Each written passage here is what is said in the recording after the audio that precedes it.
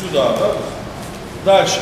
Если удар идет, мы его как-то под 45 градусов вынимаем, то оно должно быть вот сюда.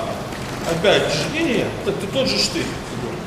Если отсюда вынимаем, оно должно куда-то туда уходить, парировать. Да?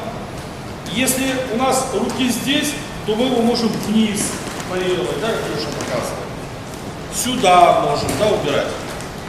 Если мы можем, если у нас удар вот штыревой, там, он выше, там, голову какой-то, да, то можно и таким способом, да, менять.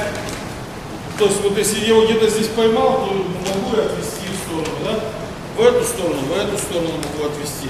То есть нужно два манипулятора, когда работают, да, то руки раскрываются здесь. То есть экспериментируйте, смотрите, как уходит штырь, и вот тогда получается, да, удар идет, бам, я его ударил, да. Помните, да, что если штырь здесь замкнутый, да, то возникает конструкция движения наружу. Если это, значит она будет куда? Вовнутрь. Ну, где у вас руки стоят? То есть движение будет либо наружу, либо вовнутрь. Либо сюда, если вы сжаты, вы будете разжиматься, если разжаты, вы будете сжиматься. Да?